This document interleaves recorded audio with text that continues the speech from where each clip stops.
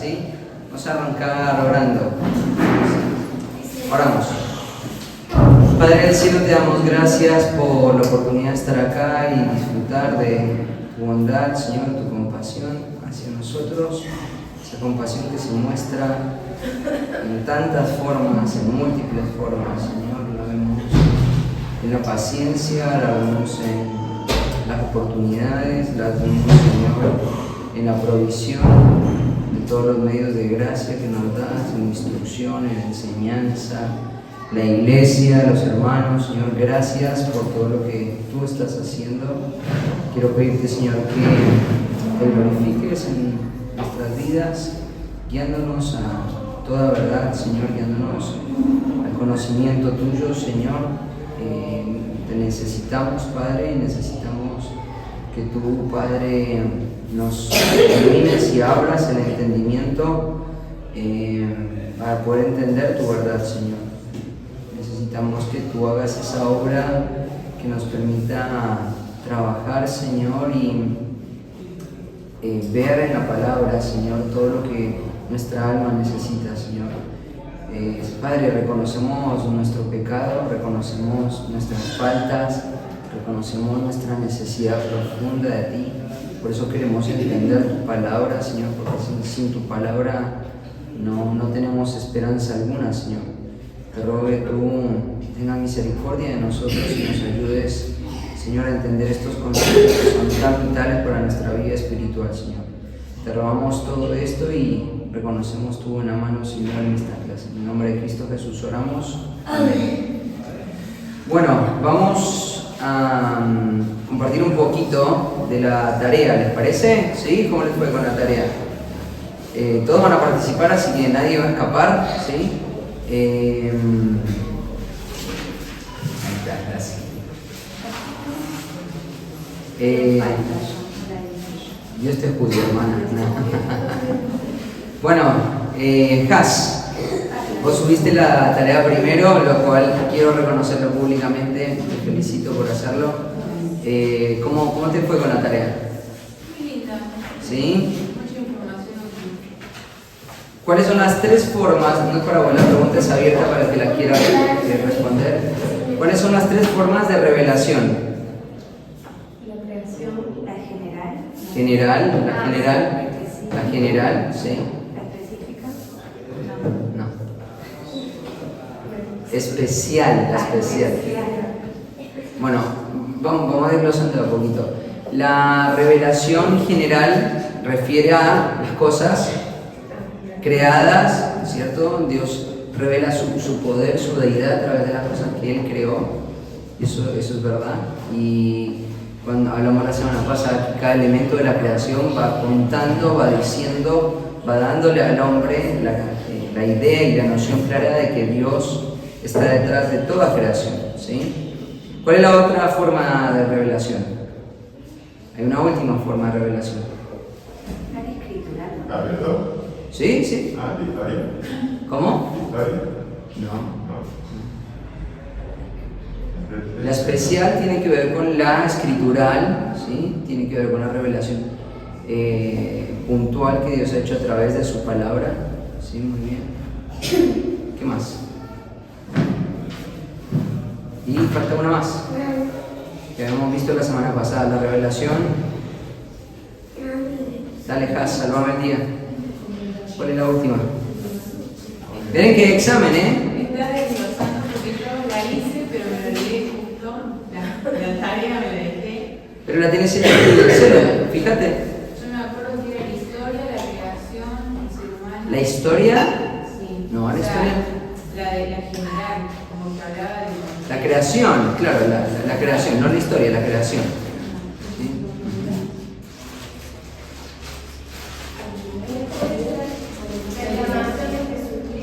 Claro, esta es la última forma de revelación, que es el Padre revelándose en el Hijo, Cristo de la revelación del Padre, ¿sí?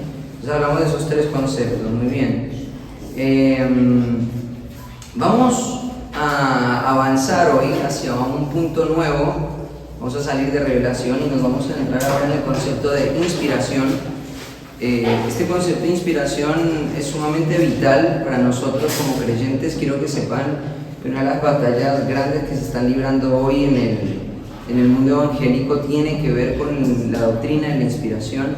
No hace mucho tiempo el mundo evangélico vio la necesidad de tener que hacer un nuevo concilio para poder establecer y especificar los criterios alrededor de este concepto de la inspiración, porque es uno de los conceptos más atacados, es uno de los conceptos más menospreciados. Hoy la alta crítica, ¿sí?, está tratando de racionalizar la fe, y este concepto de inspiración ha entrado dentro de ese proceso de racionalización que necesita ser cambiado. Pasen por acá, por acá, por acá.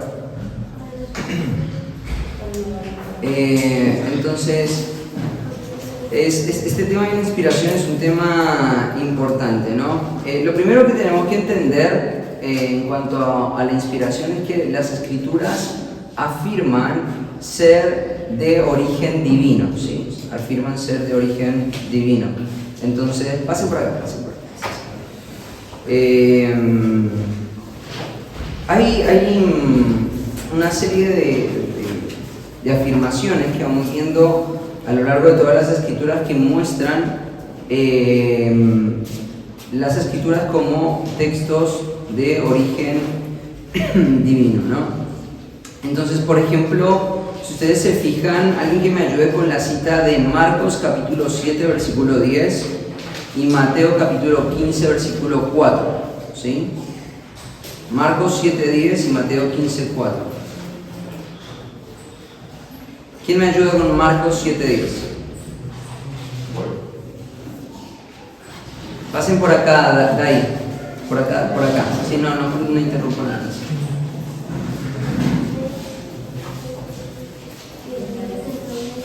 Marcos 7:10. ¿Quién lo lee?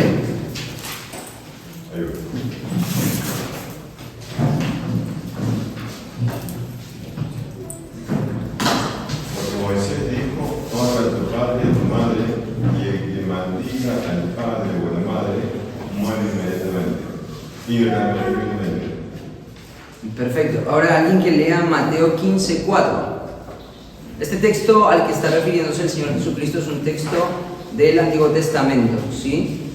Y estamos pensando en Éxodo 20, estamos pensando en la ley mosaica, ¿sí? Está refiriendo a la ley mosaica. Vamos a Mateo 15:4. Mateo 15:4, ¿quién lo lee? Sí. Porque Dios mandó diciendo: honra a tu padre y a tu madre, y el que maldiga al padre o a la madre muera irreversiblemente. A ver cómo estamos de observación. ¿Qué vemos en esos dos pasajes? Marcos 7:10 y Mateo 15:4. Bueno, es una buena observación, es obvia. ¿Qué observaciones ven? Lean los dos pasajes. Al principio, ¿Qué dice? Mateo dice: porque Moisés mandó. Marcos dice. En Marcos, perdón. Y en Mateo dice: porque Dios mandó. O sea, ¿quién lo dijo? Dios. Dios, pero lo dijo Moisés también, ¿cierto? Sí, o sea. Ahora, acá es interesante porque Jesucristo está afirmando, y los autores bíblicos están afirmando, que desde la mente de Cristo mismo, quien es Dios encarnado, está viendo que un mismo texto tiene esta dualidad, ¿cierto? Tiene la dualidad de haber sido escrito por un hombre, lo vemos en Marcos, pero el mismo texto es referido en Mateo como de parte de Dios. Entonces, lo primero que vemos es que en el Antiguo Testamento y los judíos entendían que las Escrituras eran de procedencia divina, ¿no? Mira, ahí en Éxodo 32:16 parece indicar que Dios escribió las palabras de los 10 mandamientos sobre las tablas de la piedra, pero también se le atribuyó esta obra a Moisés, ¿no? Es interesante esto. Mira, hay un autor bíblico que se llama Patch, un comentarista bíblico de apellido Patch, que afirma que 3.808 veces los autores del Antiguo Testamento declaran estar transmitiendo las mismas palabras de Dios. 3.808 veces.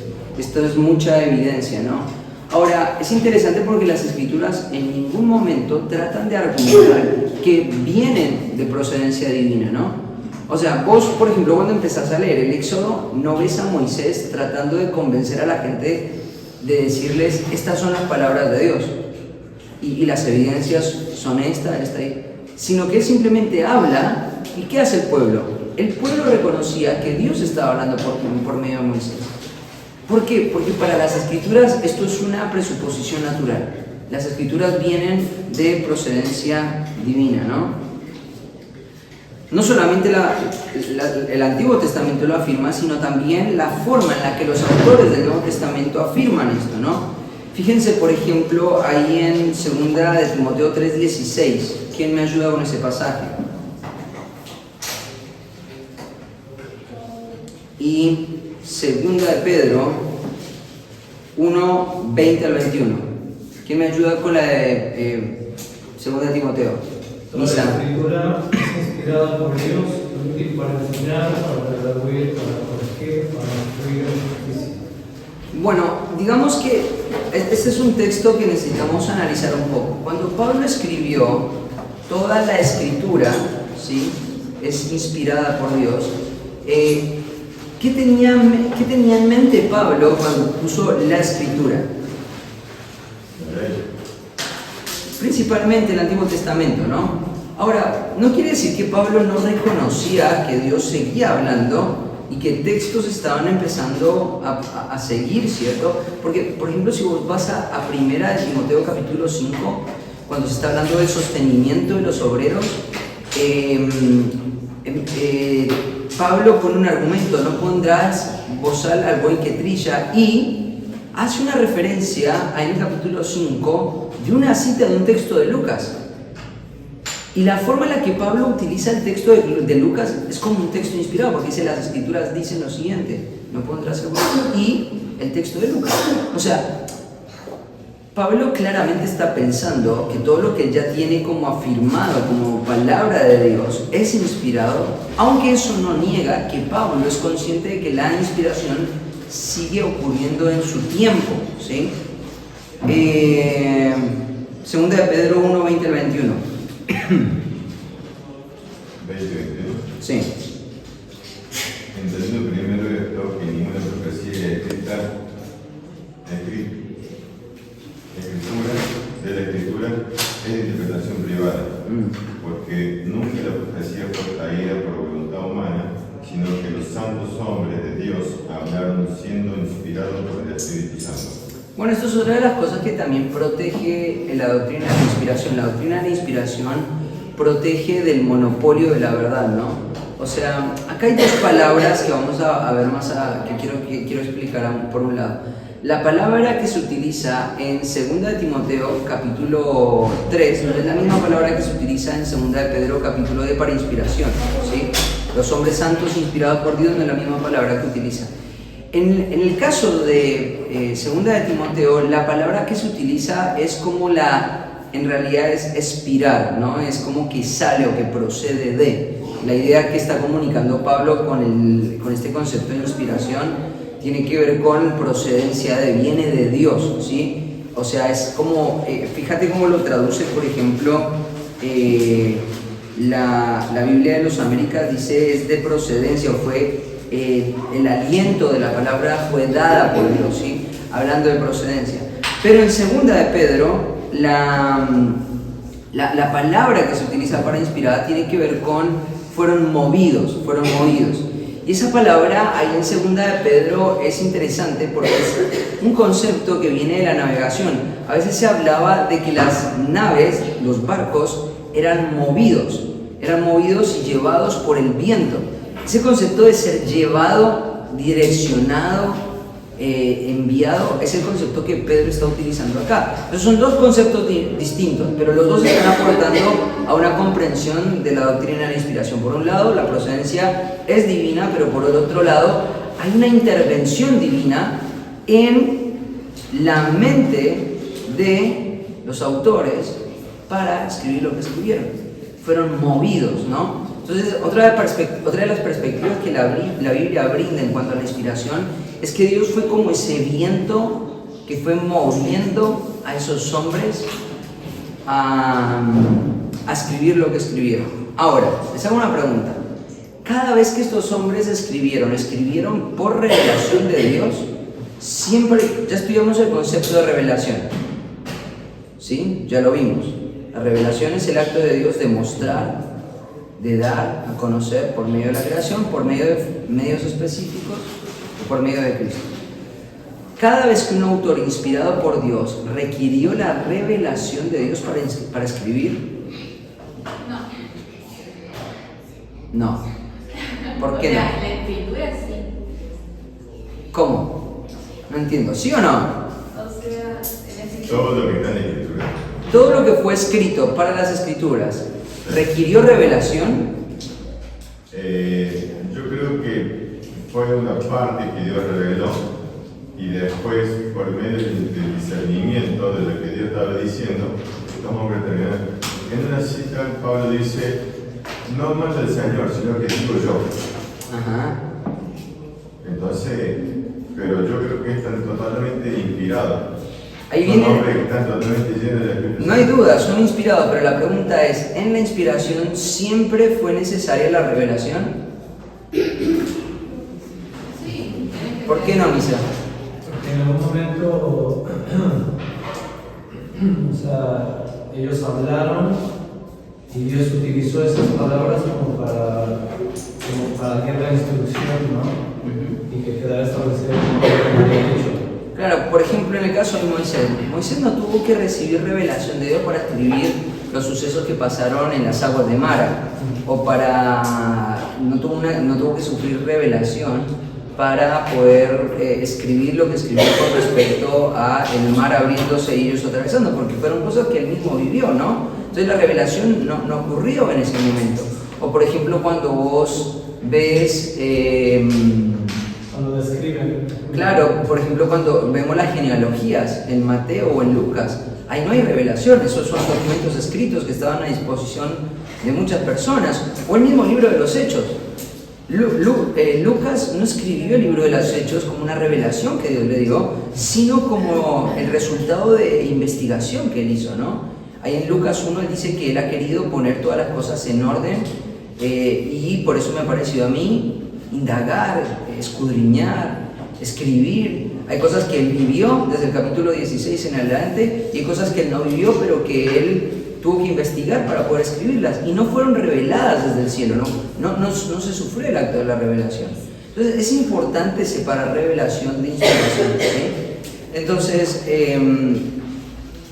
cuando nosotros pensamos en el otro concepto de inspiración y pensamos en 2 de Pedro, por ejemplo, capítulo 1, versículo 20-21, lo que pensamos es la inspiración como ese viento que está llevando a que Lucas escriba el libro de Hechos. Dios lo está empujando, circunstancias lo están llevando, la providencia divina lo ha equipado, las necesidades de la iglesia lo han empujado y Dios está empujando todo eso para que él escriba ese texto. Entonces, en ese sentido, la providencia, la inspiración requiere la asunción de que Dios es soberano y Él está dirigiendo y Él está llevando a estos hombres a que escriban lo que ellos están escribiendo.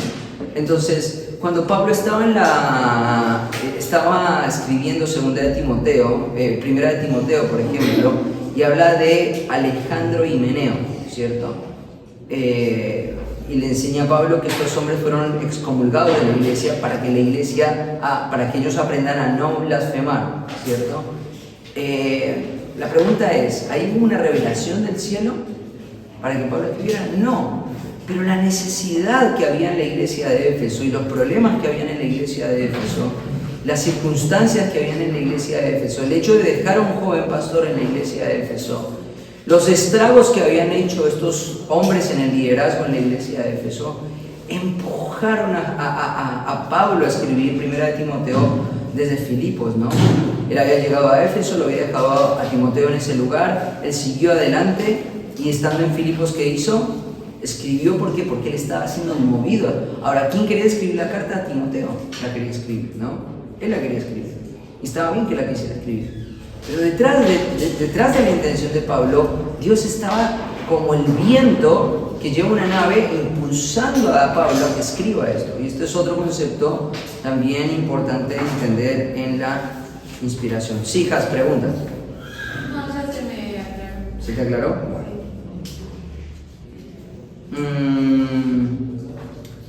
En el Nuevo Testamento, ¿qué dice el Nuevo Testamento acerca de la procedencia de las Escrituras? En primer lugar, Jesús profetizó que sus discípulos recibirían un ministerio especial. Si nosotros leemos pasajes, por ejemplo, como Mateo 10:19, podríamos darnos cuenta de que claramente el Señor Jesucristo anticipó de que sus discípulos iban a recibir una comisión especial, ¿sí? Segundo, Jesús los comisionó para propagar una nueva fe cristiana. En Mateo capítulo 28, versículo 19 al 20, tenemos la gran comisión, y yo entiendo que este pasaje muchas veces lo leemos y lo aplicamos de manera personal, pero lo que no puedes olvidar es que si bien ese pasaje en cierta medida se extiende hacia nosotros, primariamente ese texto fue escrito para los apóstoles. Ellos eran los que iban a discipular todas las naciones. Jesús comisionó a sus discípulos para discipular a todas las naciones. Él ya les había hablado de esto en Juan capítulo 15, versículo 16, ¿no? Y acá podemos ver que ellos iban a tener una labor especial en el desarrollo del Evangelio. Pero no solamente eso, sino que el Señor les dijo y les prometió a sus discípulos que Él los iba a guiar a toda la verdad. Ahí, por ejemplo, en Juan capítulo 16, versículo 3. Ahora, una cosa es decir, el Señor te va a guiar a toda verdad, a decir, el Señor les va a dar toda la verdad. Y ahí en el texto griego está el artículo definido indicando que lo que el Señor va a hacer es darle todas las palabras que ellos necesitan escribir para comunicar la única verdad real de Dios, ¿no? Eso se ve, por ejemplo, este juego de palabras se ve cuando, por ejemplo, vemos la palabra Cristo, ¿sí? La palabra Cristo, y aparece sin el artículo, está hablando se está refiriendo a Jesús, pero cuando se habla de el Cristo, se está hablando de una forma particular del Mesías esperado y anunciado. Esto ocurre en Juan capítulo 16, versículo 13, esa distinción del texto griego se ve ahí. O sea, cuando le estaba diciendo al Señor Jesucristo que los iba a guiar a toda la verdad, lo que el Señor Jesucristo estaba diciendo es: ustedes van a ser los principales responsables de delinear, de delimitar, de proclamar, de escribir todo lo que yo quiero comunicar en cuanto a la verdad. ¿No te llama la atención que no hay ningún texto en el Nuevo Testamento que haya sido escrito de puño y letra del Señor Jesucristo? ¿No les llama la atención? ¿No podría haberlo hecho Jesucristo durante los 3 años de ministerio que hizo? Ahora, la pregunta es la siguiente: ¿por qué Jesús no escribió textos de puño y letra de él? Ni siquiera en Apocalipsis, ¿no? Cuando estuvo en Apocalipsis y vemos la revelación del Señor Jesucristo en Apocalipsis, ¿quién escribió la revelación? Juan. El Señor le pidió a Juan que escribiera la revelación, que la pusiera en palabras. Y Juan cierra ese escrito hablando de que estas palabras son ciertas, aunque las escribió él. Ahora, la pregunta es: ¿por qué Jesús nunca escribió de puño y letra textos? ¿No hubiese sido más confiable? ¿Qué piensas? No, creo que... Esta es la pregunta. ¿Hubiese sido más confiable? No, confío más, pero esto de la inspiración, si el Espíritu es como que le da más peso para mí que sea así. ¿Pero por qué? ¿Cuál sería el argumento? Por la inspiración. O sea, yo lo asocio eso como que el Espíritu, en el Antiguo Testamento, hablando primero Gacelo como que no se tiraba flores a sí misma, entonces era como que los demás, o sea, tienen más peso que los otros hablaban y iban como Creo que el Señor está siguiendo el mismo hilo donde viene hablando Dios y los hombres viviendo en el Antiguo Testamento. Creo que no sabría cómo explicarlo, pero no como argumentarlo, pero creo que Cristo viene dando y inspirando todo y los hombres siguen escribiendo. No sé explicar, pero bueno, viste que hay algo muy difícil de Juan 16:13, que dice cuando venga el Espíritu Santo, es ahí cuando de verdad Él los guiará a toda verdad. Toda la verdad, ¿no? No está ahí el artículo, pero es importante señalar eso. Sí, una de las cosas que vemos claramente a lo largo de todas las escrituras es que hay una cuestión en Dios que Él se deleita en desplegar su poder por medio de medios, ¿no? Eso es uno de los atributos y una de las formas en las que vemos a Dios actuar. Dios actúa por medio de medios, por medio de formas. Eso lo vemos aún incluso cuando Él despliega su poder sanador, ¿no? Me acuerdo que cuando leíamos la historia de Naamán, una de las cosas que veíamos era cómo Naamán, leemos la historia con los chicos, tenía que ir y hacer ese proceso de lavamiento y él refunfuñaba, ¿cierto? Y no quería hacerlo y al final lo hacía. Y final haciéndolo, él finalmente es sanado de su lepra. ¿Se acuerdan de esa historia, no? La pregunta es, ¿Dios no tenía el poder para poderlo haber sanado sin hacer todo ese proceso? Pero lo hizo así, ¿no?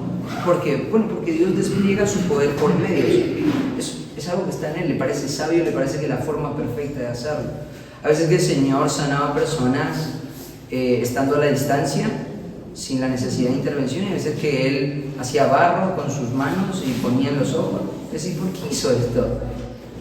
Porque el Señor muestra su poder por medios. Y entonces no hay ningún texto en las Escrituras que haya sido escrito del puño y letra del Señor Jesucristo. Y está bien, ¿por qué? Porque Él decidió hacerlo por medios. Es una forma en la que Dios ha actuado siempre. Entonces el hecho de que haya intervención humana no quiere decir, y acá me quiero introducir en esto, el hecho de que haya intervención humana no quiere decir que hay fallas en las Escrituras. Me acuerdo que una vez estaba hablando con un hombre y me decía, yo no me puedo comunicar muchas veces con mi esposa bien, tengo problemas de comunicación con ella y yo vivo al lado de ella todos los días, convivo con ella todos los días, conozco el contexto donde nació, hablamos el mismo idioma, vivimos en la misma cultura, tenemos semejanzas en la crianza, pero aún así tenemos muchos problemas de comunicación. Ahora, si viviendo a ese nivel con una persona tengo problemas de comunicación, ¿qué garantía tengo yo de que realmente puedo llegar a conocer con precisión lo que Dios quiso comunicar? Hace miles de años, por medio de una persona que hablaba otro idioma, tenía otra cultura, tenía otra cosmovisión, vivía en otro momento, es imposible, no se puede conocer. Ahora, lo que le estaba diciendo, lo que le estaba tratando de hacer este hermano era que su argumento afectaba a dos cosas. Número uno, la inerrancia de las Escrituras. Esa era la primera cosa que creo que el hermano estaba atacando. Pero la segunda cosa que él estaba atacando era la cognoscibilidad de Dios. Dios no puede ser conocido entonces. Porque si las Escrituras fueron escritas por hombres, y la comunicación y el pecado afectando la comunicación no me permiten llegar al texto, entonces Dios no puede ser conocido. Si yo no me puedo comunicar con mi esposa, ¿cómo me voy a comunicar con alguien que escribió esto hace 1400 años antes de Cristo? Es imposible. Decía, no, es posible, es totalmente posible. Dios ha provisto los medios para poder entender qué es lo que esta persona. ¿Qué es lo que hace a las Escrituras que son comunicación? Las Escrituras son comunicación de Dios. El hecho de que yo las pueda conocer. Bueno, este concepto, inerrancia, son perfectas. Pablo pudo haber tenido problemas de comunicación, ¿qué piensan?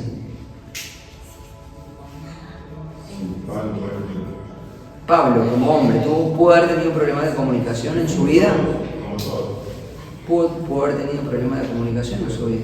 Moisés pudo haber tenido problemas de comunicación en su vida. Sí. Por eso Dios le envió a su hermano para que se comunique por medio. Bueno, tenía problemas de comunicación, muy buena ilustración, sí. Muy bien. Los autores bíblicos pudieron haber tenido problemas de comunicación. Entonces, ¿qué garantiza que acá, en los textos bíblicos, no cometieron errores? ¿Ah? Hay que tener una fe ciega, vamos a confiar de que acá no erraron. La inspiración. Dentro de la inspiración no solamente vemos a hombres comunicarse, sino vemos a Dios comunicarse. Expirando y dando, procediendo la palabra y además moviendo los hombres. Pero hay algo muy importante en este concepto de la inerrancia. Cuando Dios habló, supervisó que la comunicación de estos hombres, en el momento que estaban comunicando la verdad de Dios, no tuviese falla alguna. Entonces, estos hombres son falibles, son totalmente falibles. Y la Biblia los comunica como personas falibles. Cuando vos ves la historia de Moisés, lo ves falible. Cuando vos ves a Pablo, lo ves falible. Ves su procedencia, ves su pecado, ves su miseria. Cuando lees Romanos capítulo 7, te das cuenta que Pablo está en un continuo conflicto pecaminoso adentro de él. No son hombres infalibles. Cuando vos lees las epístolas de Pedro, vos sabés que Pedro fue un hombre falible, ¿no? Aún durante su tiempo con el Señor Jesucristo y en su tiempo como apóstol, ¿no? Y en Gálatas se habla de la reprensión que Pablo hizo sobre la vida de Pablo en Pedro por la hipocresía que él estaba manejando. Eran hombres falibles. Ahora, ¿qué es lo que hace o qué es lo que nos daría la oportunidad o la chance de creer de que en las Escrituras no hay falla? La supervisión de Dios. Dios estaba haciendo que estos hombres escribieran con precisión, con exactitud, lo que Dios quería comunicar. Y eso es lo que hace que esta comunicación de estos hombres, esta específicamente, que es lo que ellos escribieron en los textos, no tenga falla alguna. El Espíritu Santo supervisó, el Espíritu Santo guió, el Espíritu Santo fue quien constituyó y quien elaboró todas las escrituras, ¿sí? Ahora hay otro concepto también, y es que este es un tema de debate también. ¿Qué parte de las escrituras están inspiradas? Entonces hay algunos que, por ejemplo, dicen no todas las escrituras son inspiradas, sino hay errores en los textos que las personas escribieron y no deberíamos tomarlos como viables, como infalibles. Lo que sí es infalible son la ética y la moral que las escrituras presentan. Esa es la posición que algunos están presentando. Ahora, cuando nosotros vamos a 2 de Timoteo capítulo 3 versículo 16, ¿qué dice? Toda, ¿no? Toda, absolutamente toda. Todas las escrituras. Ahí acompáñenme al libro de Mateo. Es un texto que yo suelo usar mucho en las clases de hermenéutica.